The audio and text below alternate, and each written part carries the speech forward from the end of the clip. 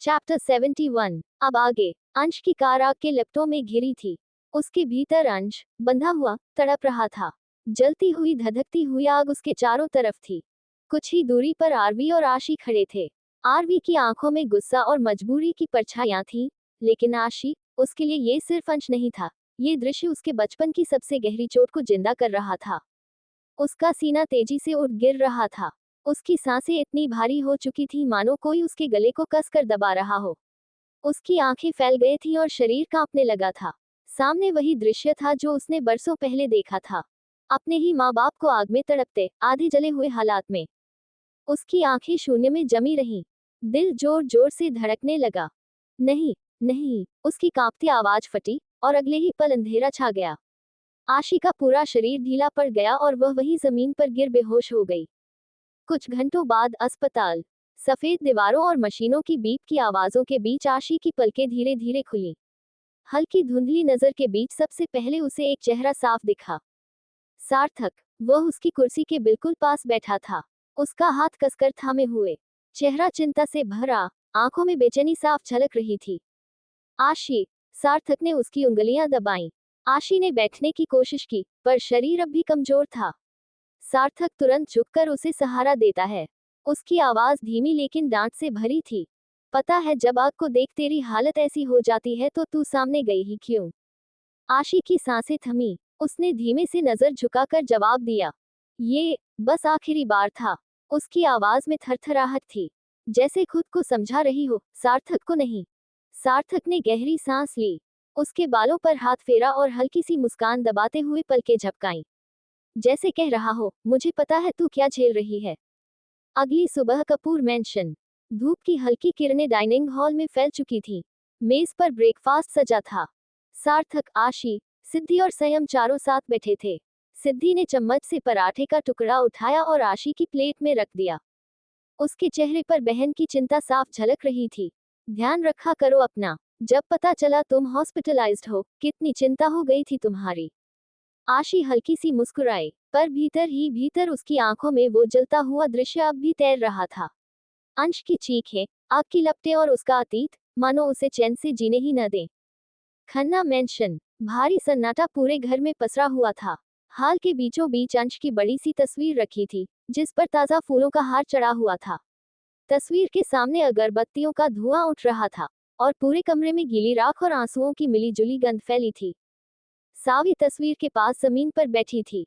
उसके आंसुओं का सैलाब रुकने का नाम नहीं ले रहा था। उसकी आवाज इतनी भर्रा चुकी थी कि शब्द गले से फूट ही नहीं पा रहे थे। क्यों छोड़ दिया मुझे यूं बीच राह में? वह बार बार बुदबुदा रही थी। धृति, अपने कंधे पर आंसुओं का बोझ लिए, फिर भी खुद को संभालते हुए, सावी को थामे बैठी थी। वह बार बार उसका सिर सहलाती और ढाढ़स देती। माँ, हिम्मत रखो, आप अकेली नहीं हैं। इसी बीच सानवी अंदर आई। कदम भारी थे, दिल में तूफान। उसकी आंखें तस्वीर पर पड़ी और सीना कसकर बंध गया। अंश, वह आदमी जिसने कभी उसे बेटी मानकर गले नहीं लगाया, कभी उसकी परवाह नहीं की, आज वही तस्वीर फूलों के हार में लिपटी उसकी ओर देख रही थी। सावी सीधा सावी के पास गई। जमीन पर बैठकर अपनी माँ को कसकर गले लगा लिया। पापा जैसे भी थे तो मेरे पापा, उसने अपने मन में सोचा। लेकिन आंसू रुक नहीं रहे थे। पास बैठी एक बुजुर्ग महिला धीरे धीरे सावी की चूड़ियां तोड़ रही थी। उनके हाथ कांप रहे थे, आवाज में दर्द था। अब तू अकेली हो गई बेटी, खुद को संभाल। हर चूड़ी के टूटने की आवाज जैसे सावी के दिल के टुकड़े कर रही थी। दरवाजे की तरफ से घर के मर्द अंदर आए। वे सब अभी अभी अंश का अंतिम संस्कार करके लौटे थे। उनके चेहरों पर थकान और शोक की छाया थी। हवा में राख और चिताग्नि की गंध अभी तक लिपटी हुई थी। एक कोने में आशी चुपचाप बैठी थी। उसकी आंखें अंश की तस्वीर पर टिकी थीं। चेहरा सख्त, लेकिन भीतर एक तूफान उमड़ रहा था। उसकी नजरों में गुस्सा, दर्द और सवाल सब कुछ था।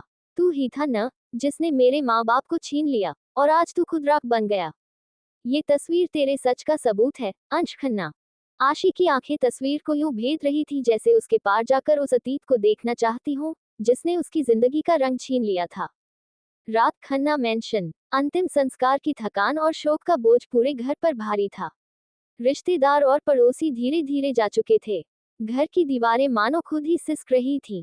धृति ने सबके लिए हल्का सा खाना बनाया था। थाली में रखा वही खाना आशी उठाए चुपचाप सावी के कमरे की ओर चली गई। अंदर का दृश्य दिल को चीर देने वाला था। सावी आंसुओं से सूजी आंखों के साथ सानवी की गोद में सिर रखे पड़ी थी। सानवी बार बार उसके बालों को सहला रही थी, जैसे खुद की टूटती हिम्मत को भी मां के आंसुओं के सहारे बांध रही हो। आशी ने धीरे से कहा, मुझे इनसे अकेले में कुछ बात करनी है। सावी ने एक नजर अपनी मां को देखा, फिर चुपचाप बाहर चली गई। अब कमरे में सिर्फ दो ही लोग बचे थे, सावी और आशी। आशी ने थाली साइड टेबल पर रख दी और सामने बैठते हुए गहरी आवाज में बोली, अपने को खोकर तकलीफ हो रही है न, बड़ी माँ। सावी ने चौंक कर सिर उठाया। उसकी लाल आंखें आशी पर टिक गईं। आशी की नजरें सख्त थी, उसके शब्द तीर की तरह निकले। इतना हैरान क्यों हो रही हैं? आपके पति के साथ वही हुआ है जो उसने 10 साल पहले मेरे माँ पापा के साथ किया था, इस प्रॉपर्टी के लिए। सावी का चेहरा सफेद पड़ गया। उसकी सांसें भारी हो गईं। आशी ने आगे कहा, आज उसका कुछ भी नहीं है, सब अब अयांश का है।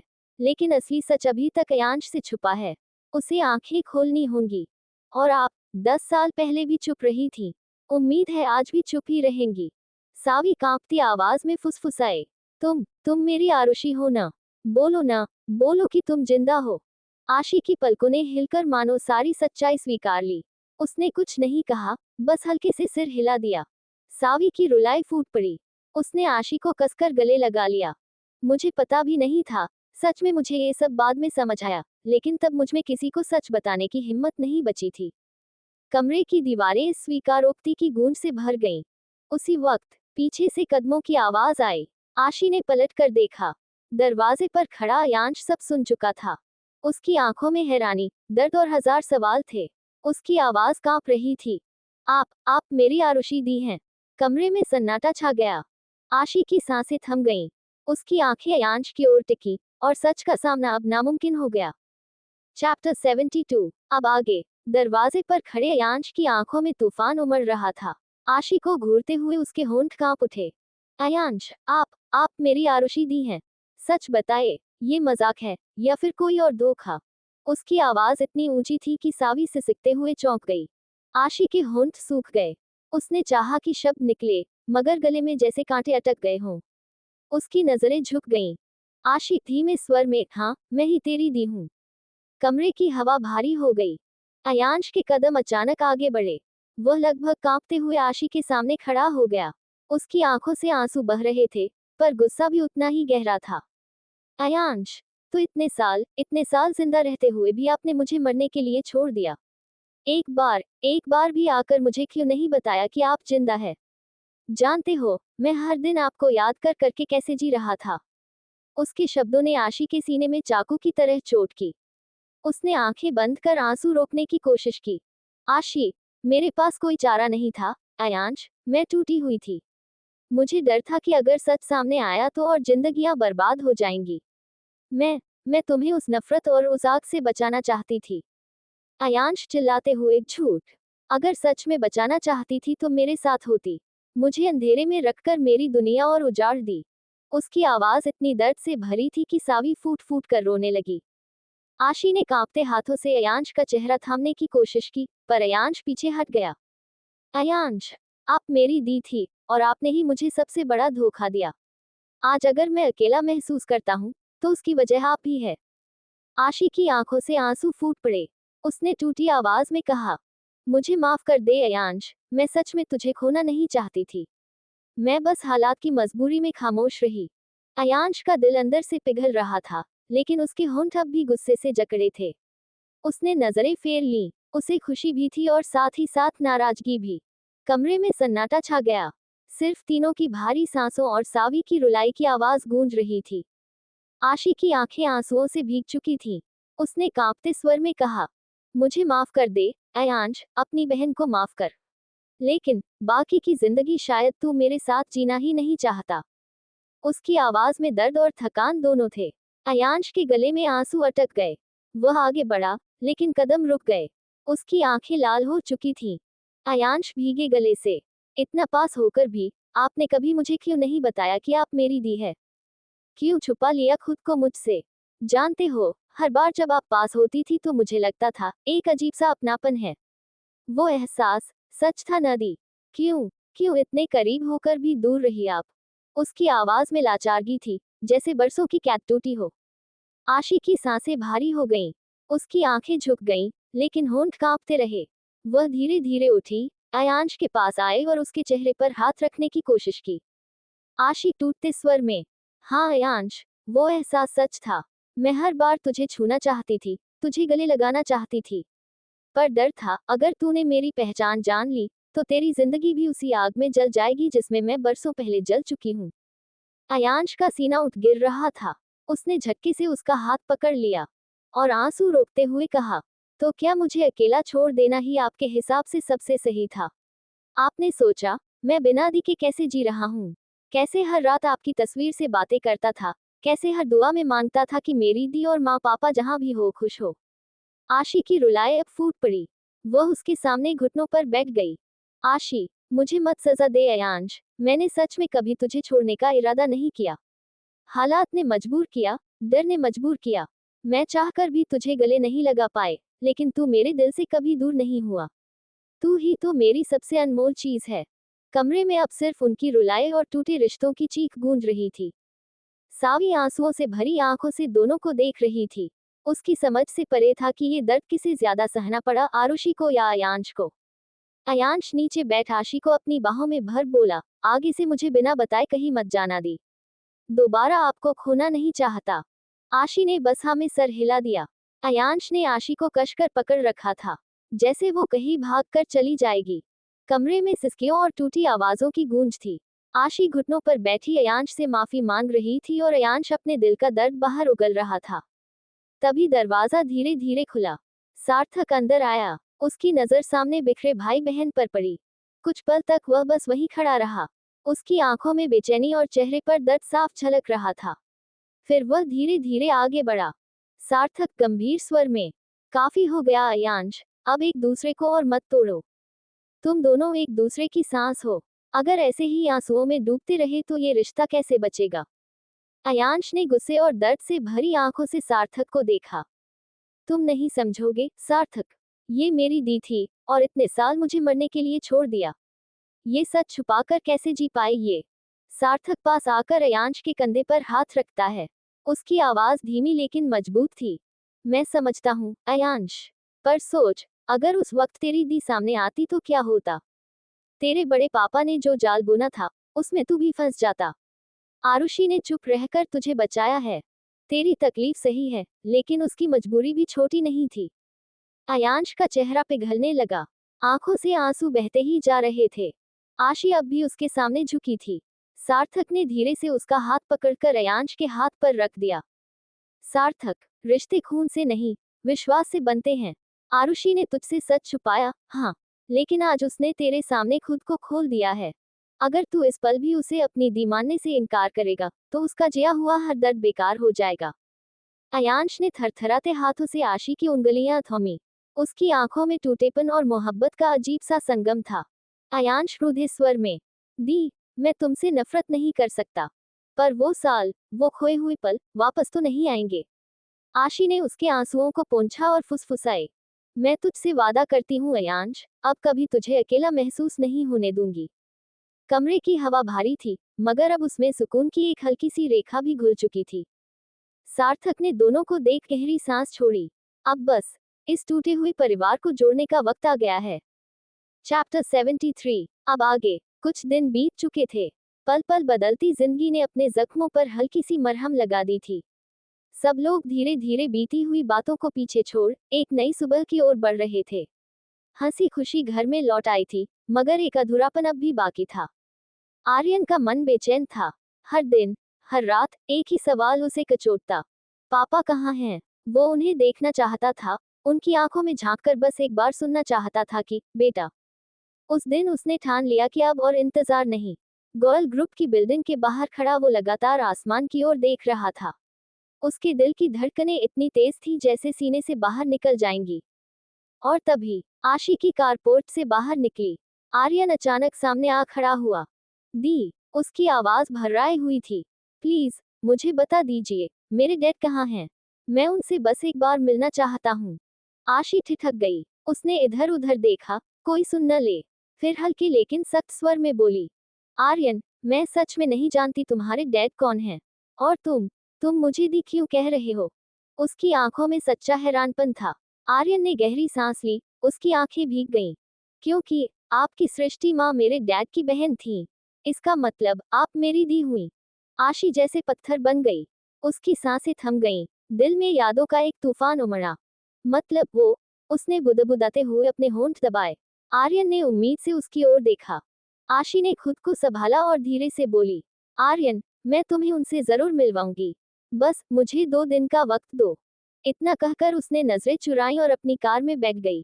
आर्यन वहीं खड़ा रहा। उसकी आंखें गाड़ी के पीछे पीछे भागती रहीं, जैसे उम्मीद की आखिरी डोर उससे बंधी हो। कुछ देर बाद आशी ने अपनी कार एक सुनसान रास्ते पर मोड़ दी। वो जगह वही थी जहां आरवी अक्सर अकेले आया करता था। Secret place. दरवाजा खोलकर आशी अंदर दाखिल हुई। आरवी हमेशा की तरह खामोश, सोचों में डूबा बैठा था। आशी ने सीधा सवाल किया, आपने कभी बताया क्यों नहीं कि आपकी पूरी फैमिली है? आरवी ने धीरे से उसकी ओर देखा। उसकी आंखों में दर्द की परछाई थी। क्योंकि मैं अपनी फैमिली को चुनता तो तुम्हें अकेला छोड़ना पड़ता। और मैं तुम्हें अकेला नहीं छोड़ सकता था। आशी का गला भर आया। लेकिन आरवी, अब तो आप उनके पास जा सकते हैं। वो आपका इंतजार कर रहे हैं। आरवी ने गहरी सांस ली। उसकी नजरें खाली दीवार पर टिक गईं। कुछ लम्हों तक सन्नाटा रहा। फिर उसने सिर झुका लिया और धीरे से हाँ में सिर हिला दिया।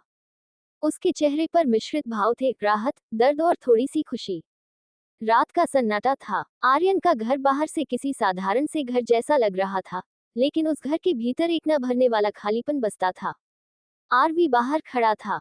उसके हाथ कांप रहे थे। न जाने कितनी बार उसने उस दरवाजे की ओर हाथ बढ़ाया और फिर झिझक कर पीछे खींच लिया। क्या सच में दरवाजा खटखटाना चाहिए? क्या वो मुझे देखना भी चाहेंगी? दिल और दिमाग की लड़ाई उसे तोड़ रही थी। आखिरकार उसने मुड़कर जाने का फैसला किया। लेकिन तभी क्लिक, दरवाजा भीतर से खुल गया। सामने आर्यन की मां खड़ी थी। उनकी आंखों में वही पुरानी थकान, वही दर्द, लेकिन आरवी को देखते ही जैसे सालों का जमा हुआ लावा फूट पड़ा।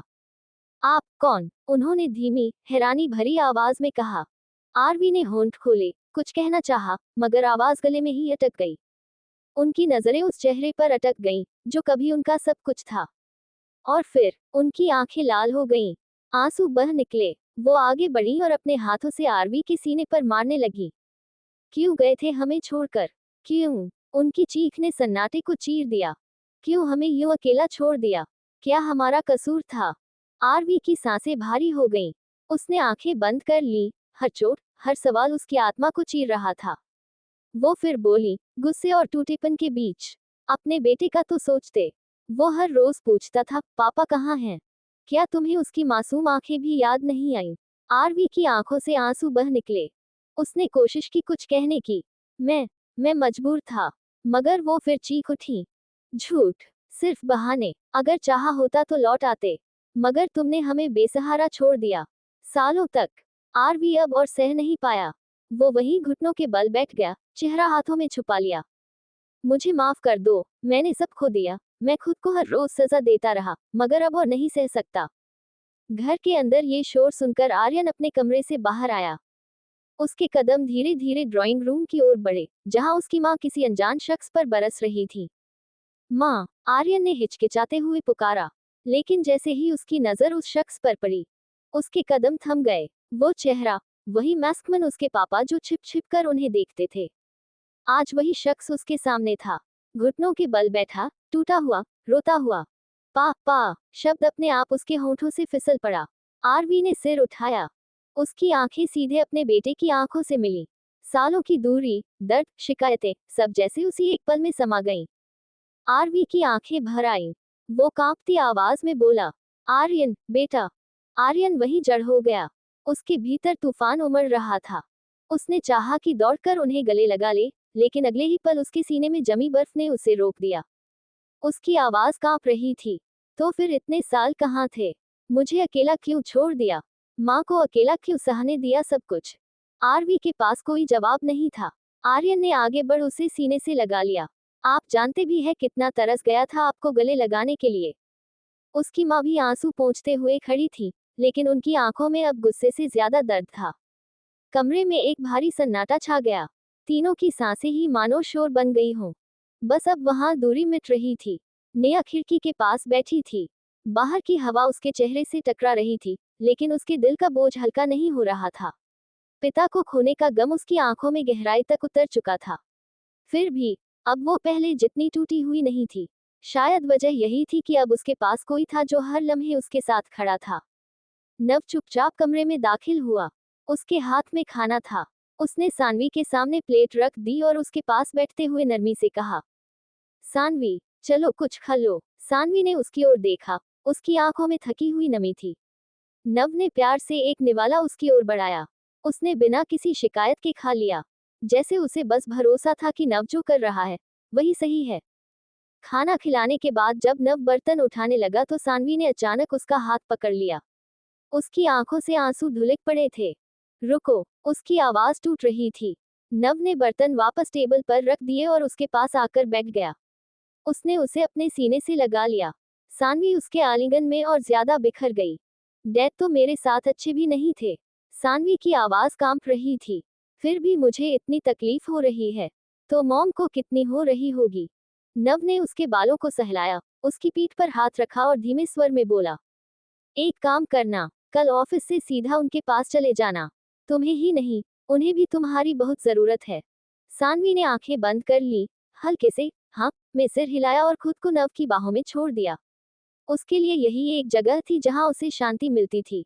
चैप्टर 74। अब आगे। सानवी अगले दिन ऑफिस से सीधे घर नहीं गई। उसके कदम अपने आप ही मां के कमरे की ओर बढ़ रहे थे। कमरे का दरवाजा थोड़ा खुला था। अंदर सावी क्रीम कलर की सादी सी साड़ी में पलंग पर बैठी थी। उनके चेहरे पर थकान और आंखों में गहरी सूनी झील थी। द्रुति उनके पास बैठकर जूस पिला रही थी। जैसे ही द्रुति ने दरवाजे पर खड़ी सानवी को देखा, उसने मुस्कुराते हुए कहा, आप दोनों को अकेला छोड़ती हूँ, और धीरे से कमरे से बाहर चली गई। सानवी ने एक पल अपनी मां को देखा, वो औरत जो बाहर से मजबूत दिख रही थी, पर भीतर से बिखरी हुई थी। बिना कुछ कहे वो दौड़कर उनकी गोद में जा गिरी। सावी ने बेटी को सीने से लगाते ही सिसकियां भरनी शुरू कर दी। मुझे माफ कर दे, सानवी। उनकी आवाज टूटी हुई थी। मैं कभी भी तुम्हारे पापा के सामने तुम्हारे लिए आवाज नहीं उठा पाई। मैं चाहकर भी तुम्हें वो हक नहीं दिला पाई जो तुम्हारा था। उम्मीद है मेरी बच्ची अब अपनी जिंदगी में कोई दुख न देखे। सानवी ने उनकी साड़ी में चेहरा छुपा लिया। उसके होंठ कान पे, पर उसने कुछ नहीं कहा। बस हाँ में सिर हिलाया और उनकी पीठ थपथपाई। माँ बेटी दोनों चुपचाप एक दूसरे के दर्द को महसूस कर रही थी। उधर नव और नेहा अपने घर पर ब्रेकफास्ट कर रहे थे। खाने की मेज पर टीवी चल रहा था। न्यूज एंकर की आवाज पूरे कमरे में गूंज रही थी। बड़ी खबर, बिजनेसमैन अंश खन्ना पर करोड़ों के घोटाले का आरोप, इन्वेस्टिगेशन शुरू। नेहा ने हाथ में रखा चम्मच नीचे रख दिया और गंभीर स्वर में बोली, भाई, सुना तुमने? अंश खन्ना बहुत घोटाले किए थे। सानवी को क्या पता होगा इन सब के बारे में। बेचारी ने पहले अपने पापा को खो दिया, और अब न्यूज में उन्हीं की बुराई सुन रही होगी। उसकी आंखों में बहन जैसी चिंता थी। प्लीज उसे संभाल लेना, भाई। उसे बहुत हिम्मत की जरूरत होगी। नव कुछ नहीं बोला, बस चुपचाप सामने की प्लेट में बचा खाना खत्म किया। उसके चेहरे पर सख्त खामोशी थी। नेहा ने उसे देखा, मगर कुछ और नहीं कहा। वो उठकर अपने कमरे में चली गई। नव अकेला रह गया, और उसी चुप्पी में उसने ठान लिया कि चाहे हालात कैसे भी हो, सानवी को टूटने नहीं देगा। सानवी अपनी माँ के कमरे से निकलकर घर लौटी तो उसे राहत मिली थी कि माँ अब धीरे धीरे खुद को संभाल रही हैं। लेकिन जैसे ही उसने घर में कदम रखा, टीवी पर चल रही ब्रेकिंग न्यूज ने उसके कदम जकड़ लिए। अंश खन्ना पर करोड़ों का घोटाला, लंबे समय से चल रही जांच, कई बेनामी प्रॉपर्टी और फर्जी अकाउंट्स। सानवी के कानों में एक एक शब्द हथौड़े की तरह बजने लगे। जिस शख्स को उसने पिता कहा, जिसने कभी उसे प्यार नहीं दिया, लेकिन जिसका नाम उसके नाम से जुड़ा था, आज वही नाम पूरे शहर में शर्मिंदगी का कारण बन रहा था। सानवी धीरे धीरे सोफे पर बैठ गई। आंखें टीवी स्क्रीन पर जमी थीं, मगर नजरें धुंधली हो चुकी थीं। नव ने शानवी को देख टीवी बंद कर दिया, और रसोई से पानी लेकर आया और उसके सामने रख दिया। सानवी, उसकी आवाज धीमी थी। सानवी ने उसकी ओर देखा। उसकी आंखों से आंसू बह रहे थे। वो बमुश्किल शब्द निकाल पाए, डैड ने मेरे लिए कभी कुछ नहीं किया। फिर भी आज ये सब सुनकर लग रहा है कि मेरी पूरी पहचान मिट गई। उसकी आवाज कांप रही थी। सब कहेंगे घोटालेबाज की बेटी हूं मैं, कैसे जीऊंगी इस बदनामी के साथ। नव उसके पास बैठ गया। उसने दोनों हाथों से सानवी का चेहरा थाम लिया और उसे मजबूती से देखा। सुनो, तुम उनके नाम से नहीं जानी जाती, तुम अपनी मेहनत से, अपने सच से पहचानी जाती हो। तुम्हारे पापा ने जो किया, उसके लिए तुम जिम्मेदार नहीं हो। और अगर कोई तुम पर उंगली उठाएगा, तो सबसे पहले मैं उसके सामने खड़ा हो जाऊंगा। सानवी ने उसकी आंखों में देखा। उनमें अटूट भरोसा था। वो धीरे धीरे उसकी ओर झुक गई और अपना सिर उसके सीने पर रख दिया। नव ने उसके बाल सहलाते हुए कहा, कभी मत सोचना कि तुम अकेली हो। चाहे दुनिया कुछ भी कहे, मैं तुम्हारे साथ हूँ, हमेशा। सानवी की आंखें बंद हो गईं। उसकी सांसें कांप रही थीं, मगर अब उनमें एक सुकून भी था। वो जानती थी इस तूफान के बीच अगर कोई उसकी ढाल है, तो वो सिर्फ नव है। आरवी आशी के केबिन में बैठा था। कमरा शांत था, बस टीवी पर न्यूज चैनल की तेज आवाज गूंज रही थी। स्क्रीन पर ब्रेकिंग न्यूज की हेडलाइन चमक रही थी। अंश खन्ना के काले कारनामे आए दुनिया के सामने। न्यूज एंकर की आवाज गूंजी। आशी मुस्कुराए, एक हल्की लेकिन गहरी मुस्कान। उस मुस्कान में न कोई दिखावा था, न कोई बनावट। वो मुस्कान थी मकसद पूरा होने की, बरसों से सीने में दबे दर्द का बदला चुकाने की। आरवी चुपचाप उसकी ओर देख रहा था। उसे किसी शब्द की जरूरत नहीं थी। वो जानता था ये वही खुशी है जो शब्दों में बयान नहीं की जा सकती। आशी की आंखों में चमक थी, जैसे कोई अधूरी आत्मा आखिरकार चैन पा गई हो। उसकी सांसों में हल्कापन था, जैसे वर्षों बाद उसने एक लंबा बोझ उतार दिया हो। आरवी ने धीमे से सिर झुका लिया। वो समझ चुका था कि यह मुस्कान किसी और के लिए शायद ठंडी और कठोर लगे, मगर आशी के लिए यह उसकी आत्मा की जीत थी। उसने हल्के स्वर में कहा, अब तुम्हें शांति मिल गई है, आशी। आशी ने उसकी ओर देखा। उसकी आंखें नम थीं, लेकिन होठों पर वही सुकून भरी मुस्कान थी। हाँ, आरवी, उसने धीमे से कहा, अब मुझे लग रहा है कि माँ पापा की आत्मा सच में आज सुकून से सो पाएगी। आरवी चुप रहा। उसने महसूस किया ये पल सिर्फ आशी का है। कमरे में टीवी की आवाज अब पृष्ठभूमि बन चुकी थी। दोनों बस खामोशी में बैठे रहे। एक की आंखों में बदले की जीत थी, और दूसरे की आंखों में उस जीत को समझने की गहरी तसल्ली।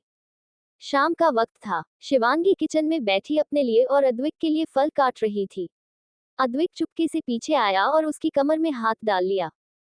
शिवांगी चौंकी। अरे अद्विक, आप कब आए? जब से मेरी बीवी मेरे बिना काम में बिजी हो गई।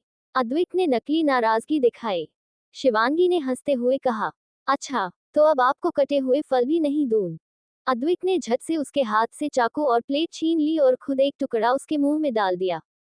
मुझे नहीं चाहिए, पहले मेरी क्वीन खाएगी। शिवांगी ने मुंह बनाते हुए कहा, मैं बच्ची नहीं हूं अद्विक।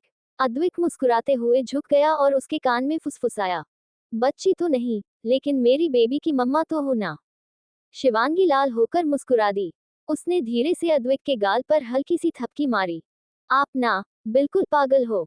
अद्विक ने शरारती अंदाज में जवाब दिया, पागल हूँ, लेकिन सिर्फ तुम्हारा।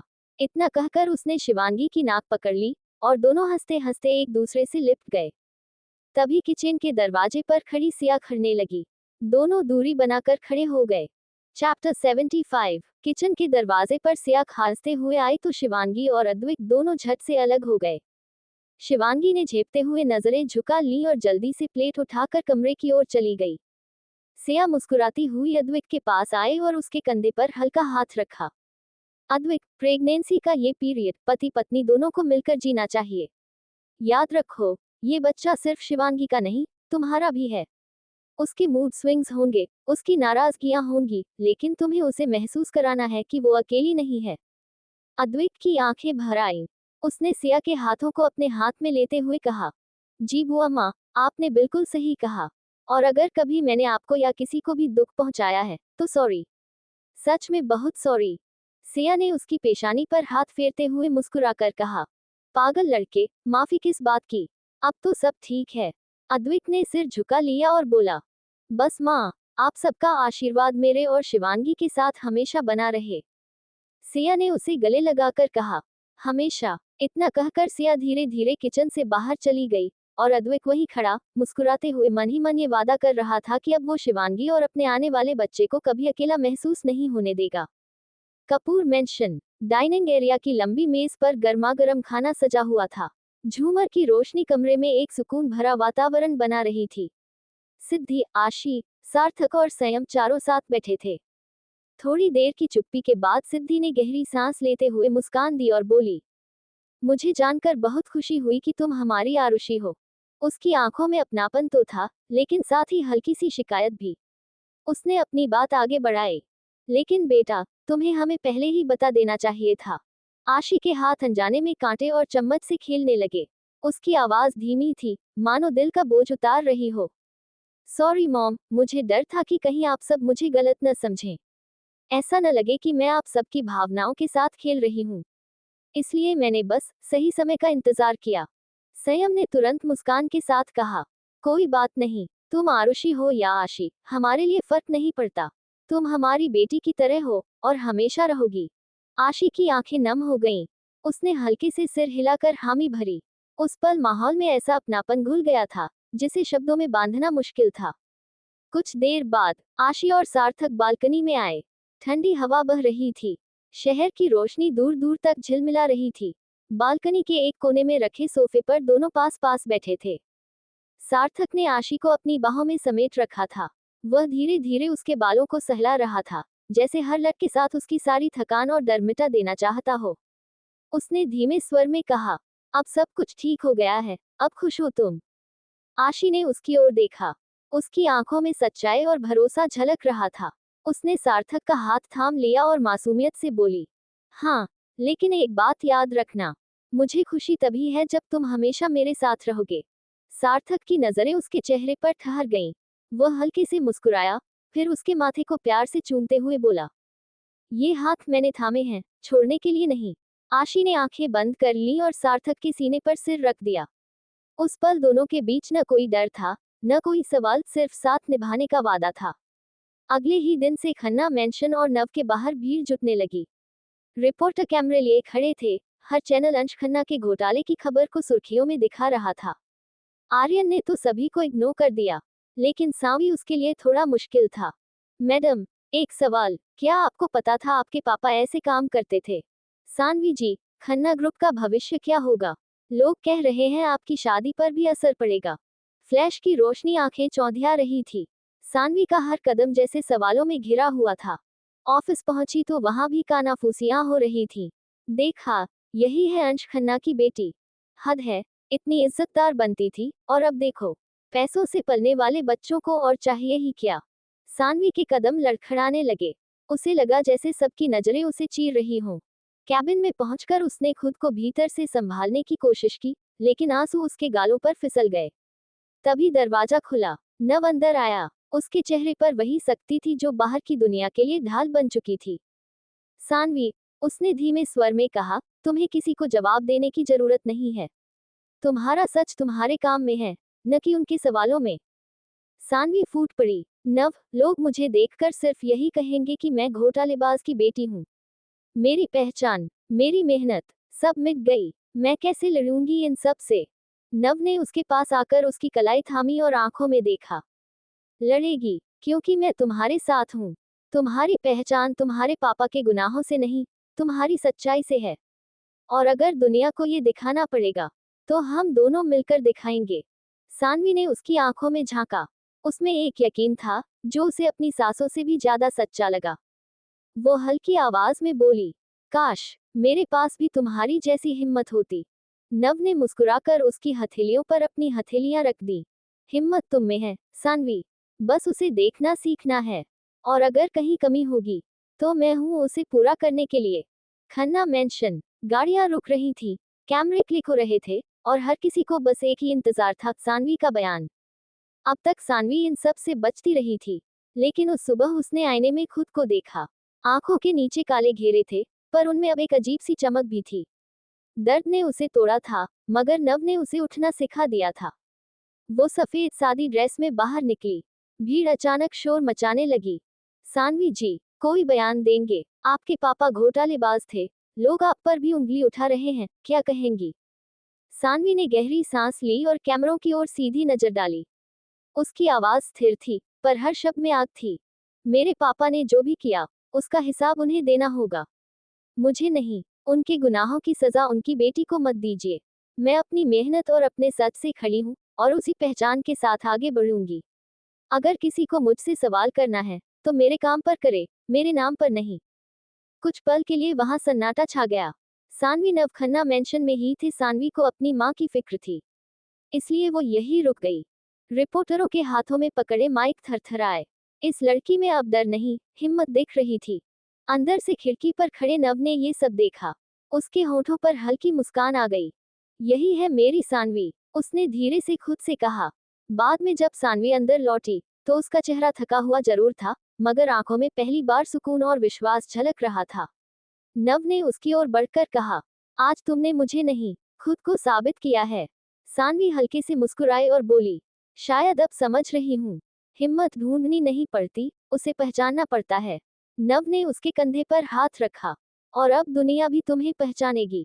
तुम्हारी पहचान से, तुम्हारे नाम से नहीं।